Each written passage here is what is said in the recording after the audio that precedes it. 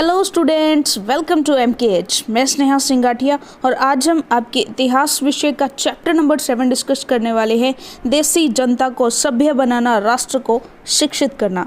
तो देखिए, पहले के अध्यायों में आप देख चुके हैं कि ब्रिटिश शासन के कारण यहाँ के राजाओं और नवाबों, किसानों और आदिवासियों पर किस तरह के प्रभाव पड़े थे। इस अध्याय में हम यह समझने का प्रयास करेंगे कि इन चीज़ों से विद्यार्थियों के जीवन पर क्या असर पड़े। विद्यार्थियों के जीवन को समझना इसलिए ज़रूरी है क्योंकि भारत में अंग्रेज केवल भू क्षेत्र पर विजय और आय पर नियंत्रण ही नहीं चाहते थे, उन्हें लगता था कि उनका एक सांस्कृतिक मिशन भी है। वे मानते थे कि उन्हें देसी समाज को सभ्य बनाना है और उनके रीति रिवाजों और मूल मान्यताओं को बदलना है। इसके लिए कौन कौन से बदलाव लाए जाने थे, भारतीयों को शिक्षित, सभ्य और अंग्रेज की सोच के मुताबिक अच्छी प्रजा बनाने के लिए कौन से कदम उठाए जाने थे। अंग्रेजों के पास भी इन सवालों को कोई बने बनाए जवाब नहीं थे। इन सवालों पर कई दशक तक बहस चलती रही। अंग्रेज शिक्षा को किस तरह देखते थे? आइए सबसे पहले इस बात पर ध्यान दें कि शिक्षा के क्षेत्र में अंग्रेज क्या सोच रहे थे और शिक्षा के जो विचार हमें आज सहज सामान्य दिखाई देते हैं वे पिछले 200 सालों में किस तरह विकसित हुए। इस पड़ताल के दौरान हम इस बात पर भी विचार करेंगे कि भारतीयों ने ब्रिटिश विचारों पर कैसे प्रतिक्रिया दी और इस बारे में अंग्रेजों के विचार किस तरह विकसित हुए कि भारतीयों को कैसे पढ़ाया जाएगा। तो बात करते हैं प्राच्यवाद की परंपरा। सन 1783 में विलियम जोन्स नाम के एक सज्जन कलकत्ता आए। उन्हें ईस्ट इंडिया कंपनी द्वारा स्थापित किए गए सुप्रीम कोर्ट में जूनियर जज के पद पर तैनात किया गया था। कानून का माहिर होने के साथ साथ जोन्स एक भाषाविद भी थे। उन्होंने ऑक्सफोर्ड में ग्रीक और लैटिन का अध्ययन किया था। वे फ्रेंच और इंग्लिश जानते थे और अपने एक दोस्त से अरबी सीखने के अलावा फारसी भी सीख चुके थे। कलकत्ता में आने के बाद वे रोजाना घंटों संस्कृत विद्वानों के साथ बैठकर उनके संस्कृत की बारीकियां, उसकी व्याकरण और संस्कृत काव्यों का अध्ययन करने लगे थे। कुछ ही समय में उन्होंने कानून, दर्शन, धर्म, राजनीति, नैतिकता, अंकगणित, चिकित्सा विज्ञान और अन्य विज्ञानों की प्राचीन भारतीय पुस्तकों का अध्ययन शुरू कर दिया। जोन्स ने पाया कि उस समय कलकत्ता में तैनात बहुत सारे अंग्रेज अफसर भी उनके जैसी दिलचस्पियां रखते थे। हैरी टॉम्स, कोलब्रुक और नैथोनियल हॉलहेड भी भारतीय भाषाएं सीखकर संस्कृत और फारसी रचनाओं का अंग्रेजी में अनुवाद कर रहे थे और प्राचीन भारतीय विरासत को समझने के प्रयास में लगे हुए थे। इन लोगों ने मिलकर जोन्स ने एशियाटिक सोसाइटी ऑफ बंगाल का गठन किया और एशियाटिक रिसर्च नामक शोध पत्रिका का प्रकाशन शुरू किया। जोन्स और कोलब्रुक भारत के प्रति एक खास तरह का रवैया रखते थे। वे भारत और पश्चिम दोनों की प्राचीन संस्कृतियों के प्रति गहरा आदर भाव रखते थे। उनका मानना था कि भारतीय सभ्यता प्राचीन काल में अपने वैभव के शिखर पर थी, परंतु बाद में उसका पतन होता चला गया। उनकी राय से भारत को समझने के लिए प्राचीन काल में लिखे गए यहाँ के पवित्र और कानूनी ग्रंथों को खोजना व समझना बहुत जरूरी था। उनका मानना था कि हिंदुओं और मुसलमानों के असली विचारों और कानूनों को इन्हीं रचनाओं के जरिए समझा जा सकता है और इन रचनाओं के पुनः अध्ययन से ही भारत के भावी विकास का आधार पैदा हो सकता है। इस तरह जोन्स और कोलब्रुक दोनों ही प्राचीनतम ग्रंथों को ढूंढने, उनकी व्याख्या करने, अनुवाद करने और ज़्यादा से ज़्यादा लोगों तक अपने नतीजे पहुंचाने में जुट गए। उन्हें विश्वास था कि यह परियोजना न केवल अंग्रेजों को भारतीय संस्कृति से सीखने में मदद देगी, बल्कि भारतीयों को भी अपनी विरासत को दोबारा अपनाने और अतीत के लुप्त वैभव को समझने में मदद देगी। इस प्रक्रिया में अंग्रेज भारतीय संस्कृति के अभिभावक और मालिक दोनों की भूमिका निभा रहे थे। इन प्रयासों को विचारों से प्रभावित होकर कंपनी के बहुत सारे अधिकारियों ने दलील दी कि अंग्रेजों को पश्चिमी ज्ञान के बजाय भारतीय ज्ञान को ही प्रोत्साहन देना चाहिए। वे चाहते थे कि प्राचीन भारतीय ग्रंथों के अध्ययन को प्रोत्साहित करने और संस्कृत में फारसी साहित्य व काव्य पढ़ने के लिए संस्थानों की स्थापना की जाए। इन अधिकारियों का यह भी मानना था कि हिंदुओं और मुसलमानों को वहीं पढ़ाया जाना चाहिए जिससे वे पहले ही परिचित हैं और जिसे वे आदर और महत्व देते हैं। उन्हें अनजाने विषयों की शिक्षा न दी जाए। इन अफसरों की राय में केवल तभी अंग्रेज देशी जनता का दिल जीत सकते हैं, केवल तभी अजनबी शासक अपनी प्रजा से आदर की उम्मीद कर सकते हैं। इस बात को ध्यान में रखते हुए 1781 में अरबी, फारसी, इस्लामिक कानून के अध्ययन को बढ़ावा देने के लिए कलकत्ता में एक मदरसा खोला गया।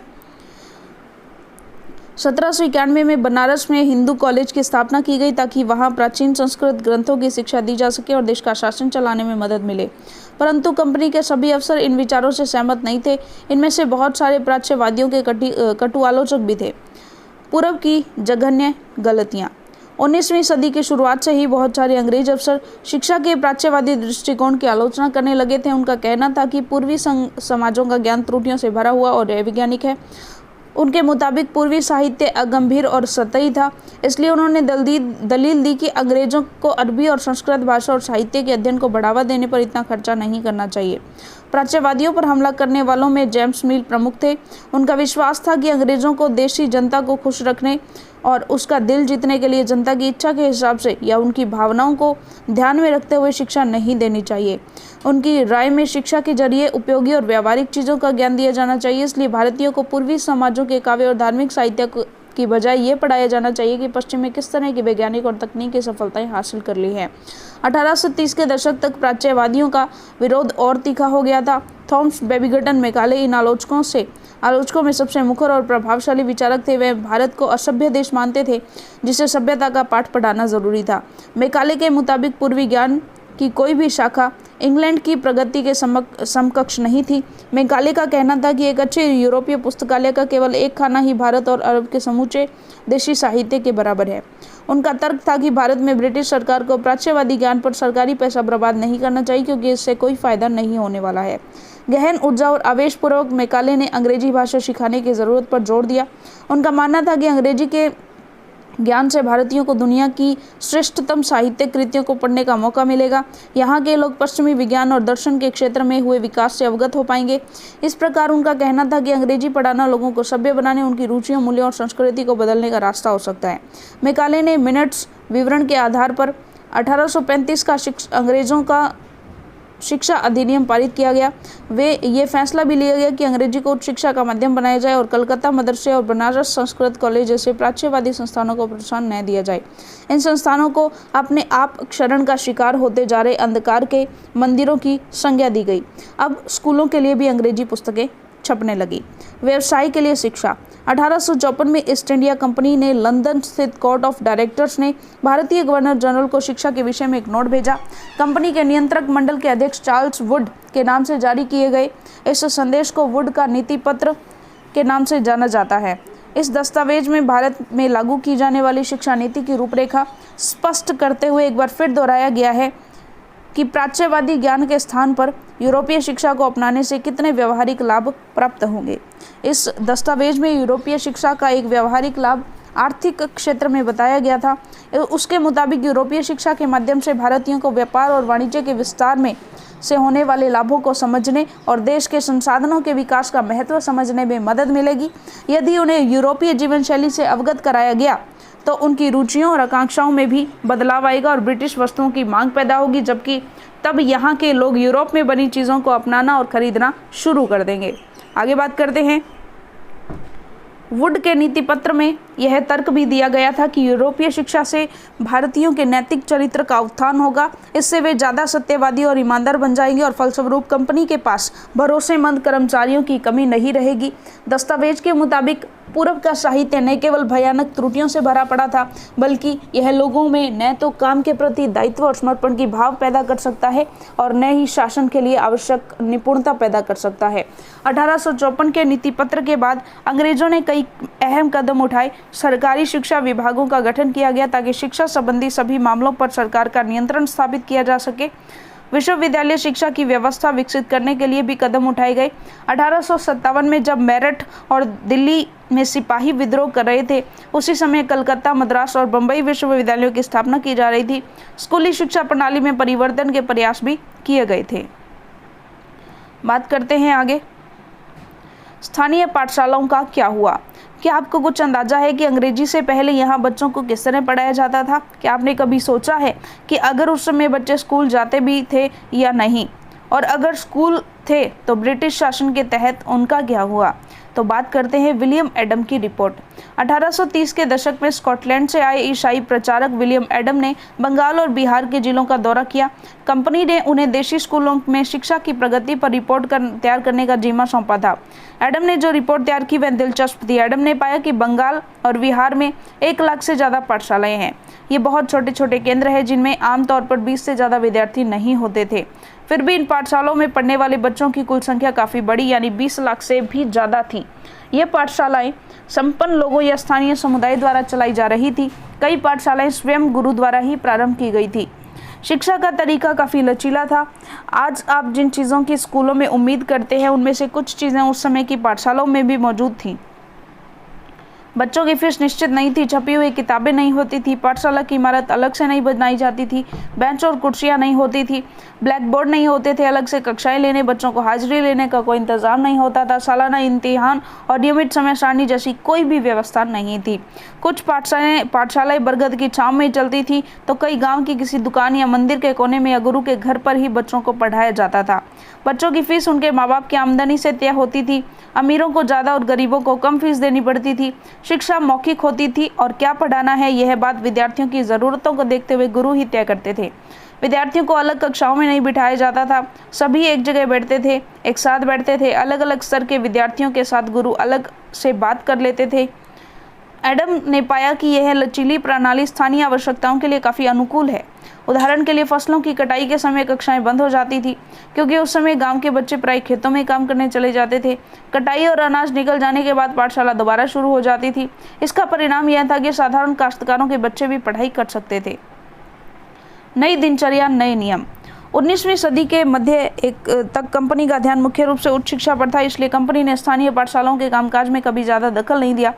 1854 के बाद कंपनी ने देशी शिक्षा व्यवस्था में सुधार लाने का फैसला किया।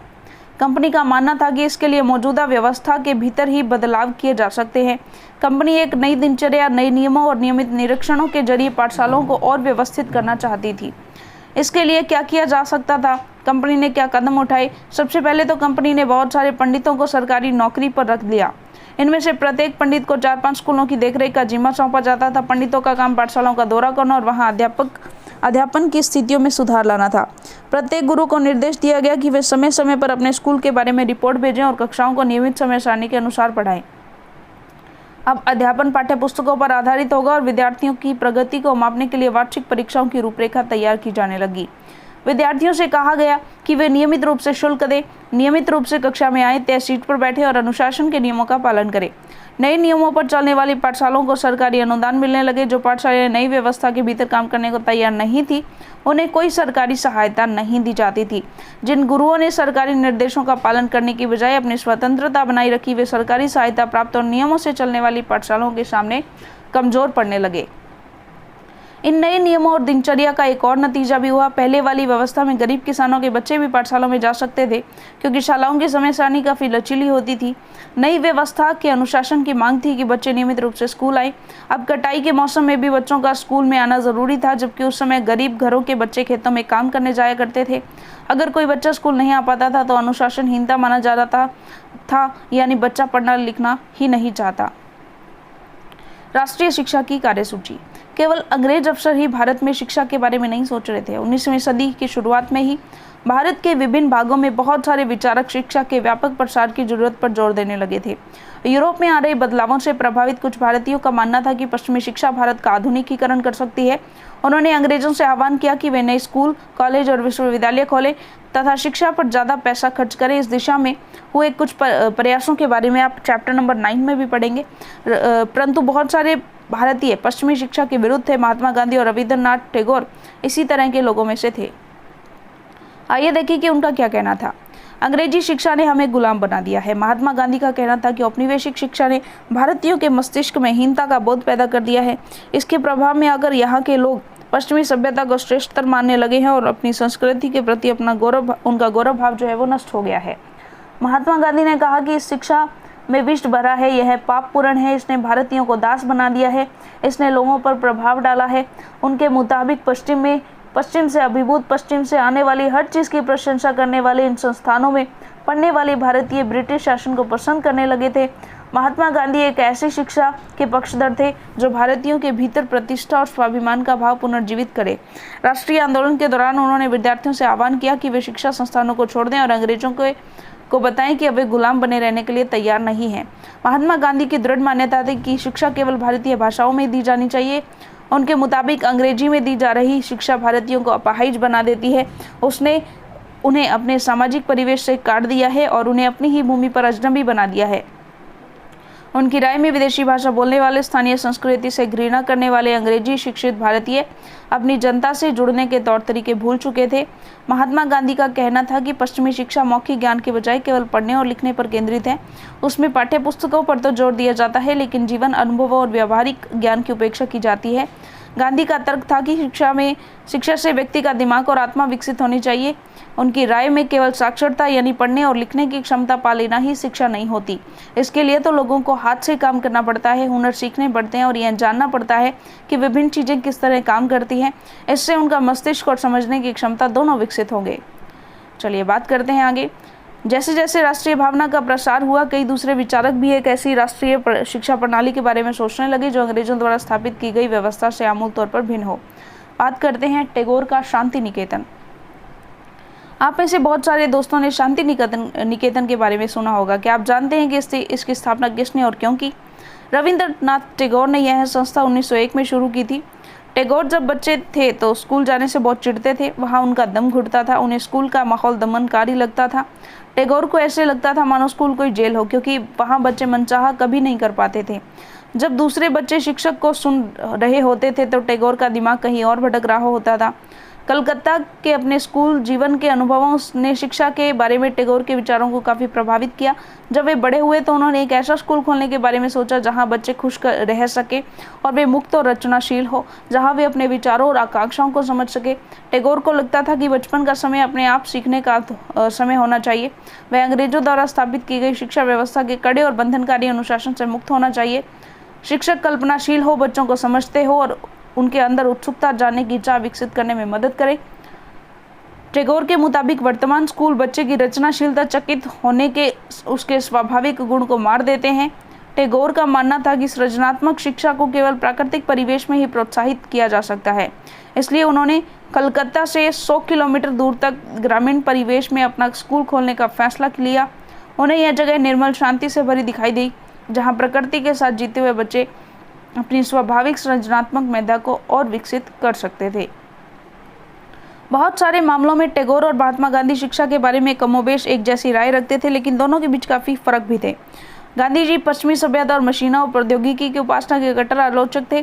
टैगोर आधुनिक पश्चिमी सभ्यता और भारतीय परंपरा के श्रेष्ठ तत्वों का सम्मिश्रण चाहते थे। उन्होंने शांति निकेतन में कला, संगीत और नृत्य के साथ साथ विज्ञान और प्रौद्योगिकी की शिक्षा पर भी जोर दिया।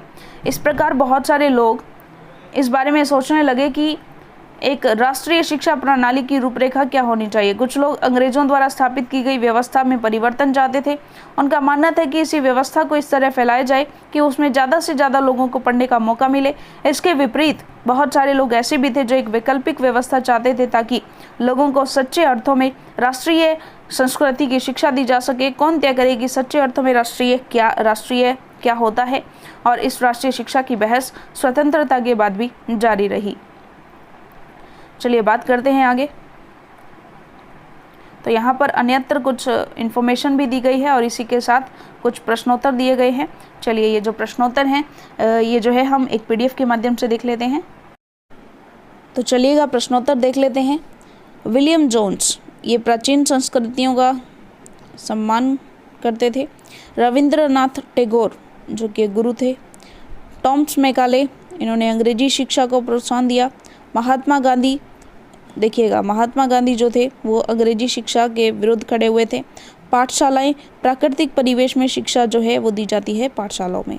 तो चलिए ये हमने जोड़े बना दिए हैं। अब बात करते हैं निम्न में से सही और गलत बताइए। जेम्स मिल प्राचार्यवादियों के घोर आलोचक थे, तो ये बात बिल्कुल सही है, ये हमने अध्याय में पढ़ा। 1854 में शिक्षा संबंधी डिस्पैच में इस बात पर जोर दिया गया कि भारत में उच्च शिक्षा का माध्यम अंग्रेजी होना चाहिए, तो ये बात भी बिल्कुल सही है। महात्मा गांधी मानते थे कि साक्षरता बढ़ाना ही शिक्षा का सबसे महत्वपूर्ण उद्देश्य नहीं है, तो ये बात बिल्कुल गलत है। रविंद्रनाथ टैगोर को लगता था कि बच्चों पर सख्त अनुशासन होना चाहिए, ये बात भी बिल्कुल गलत है। चलिए बात करते हैं आगे। विलियम जोन्स को भारतीय इतिहास, दर्शन और कानून का अध्ययन क्यों जरूरी दिखाई देता था? तो देखिए सिंपल सी बात है कि वे भारत और पश्चिम दोनों की प्राचीन संस्कृति के प्रति गहरा आदर भाव रखते थे। उनका मानना था कि भारतीय सभ्यता प्राचीन में काल में अपने वैभव के शिखर पर थी, परंतु बाद में उनका पतन होता चला गया। उनकी राय में भारत को समझने के लिए प्राचीन काल में लिखे गए यहाँ के पवित्र और कानूनी ग्रंथों को खोजना और समझना बहुत जरूरी था। उनका मानना था कि हिंदुओं और मुसलमानों के असली विचारों और कानूनों को इन्हीं रचनाओं के जरिए समझा जा सकता है। इन रचनाओं के पुनः अध्ययन से ही भारत के भावी विकास का आधार पैदा हो सकता है। अगला प्रश्न देखिए, जेम्स मिल और टॉमस मैकाले ऐसा क्यों सोचते थे कि भारत में यूरोपीय शिक्षा अनिवार्य है? तो सिंपल सी बात है, जेम्स मिल और टॉमस मैकाले का मानना था कि भारत में यूरोपीय शिक्षा अनिवार्य है, जिसके उनके अनुसार निम्न कारण थे ऐसा सोचने के। अंग्रेजों को देशी जनता को खुश करने और उनका दिल जीतने के लिए जनता की इच्छा के हिसाब से और उनकी भावनाओं को ध्यान में रखते हुए शिक्षा नहीं देनी चाहिए। उनकी राय में शिक्षा के जरिए उपयोगी और व्यवहारिक चीज़ों का ज्ञान दिया जाना चाहिए। भारतीयों को पूर्वी समाज के काव्य और धार्मिक साहित्य के बजाय यूरोपीय शिक्षा में ज्ञान देना चाहिए। अगला प्रश्न देखिए, महात्मा गांधी बच्चों को हस्तकलाएं क्यों सिखाना चाहते थे? देखिए, महात्मा गांधी का मानना था कि पश्चिमी शिक्षा मौखिक ज्ञान की बजाय केवल पढ़ने लिखने पर केंद्रित है। उसमें पाठ्य पुस्तकों पर तो जोर दिया जाता है, लेकिन जीवन अनुभवों और व्यवहारिक ज्ञान की उपेक्षा की जाती है। उनके इस बात के पीछे निम्न तर्क थे कि शिक्षा से व्यक्ति का दिमाग और आत्मा विकसित होनी चाहिए। उनकी राय में केवल साक्षरता यानी पढ़ने लिखने की क्षमता पा लेना ही शिक्षा नहीं होती। उनका मानना था कि इसके लिए तो लोगों को हाथ से काम करना पड़ता है, हुनर सीखने पड़ते हैं, यह जानना पड़ता है कि विभिन्न चीज़ें किस तरह काम करती हैं। इससे उनका मस्तिष्क और समझने की क्षमता दोनों जो है वो विकसित होते हैं। अगला प्रश्न देखिए, महात्मा गांधी ऐसा क्यों सोचते थे कि अंग्रेजी शिक्षा ने भारतीयों को गुलाम बना दिया है? महात्मा गांधी एक ऐसी शिक्षा के पक्षधर थे जो भारतीयों के भीतर प्रतिष्ठा और स्वाभिमान का भाव पुनर्जीवित करें। राष्ट्रीय आंदोलन के दौरान उन्होंने विद्यार्थियों से आह्वान किया कि वे शिक्षा संस्थानों को छोड़ दें और अंग्रेजों को बताएं कि अब वे गुलाम बने रहने के लिए तैयार नहीं हैं। महात्मा गांधी की दृढ़ मान्यता थी कि शिक्षा केवल भारतीय भाषाओं में ही दी जानी चाहिए। उनके मुताबिक अंग्रेजी में दी जा रही शिक्षा भारतीयों को अपाहिज बना देती है। उसने उन्हें अपने सामाजिक परिवेश से काट दिया है और उन्हें अपनी ही भूमि पर अजनबी बना दिया है। उनकी राय में विदेशी भाषा बोलने वाले, स्थानीय संस्कृति से घृणा करने वाले अंग्रेजी शिक्षित भारतीय अपनी जनता से जुड़ने के तौर तरीके भूल चुके थे। तो चलिएगा, ये अध्याय हमारा यहीं पूरा होता है और अगले अध्याय के लिए हम मिलेंगे हमारी अगली वीडियो में। तब तक के लिए all the very best. Thank you.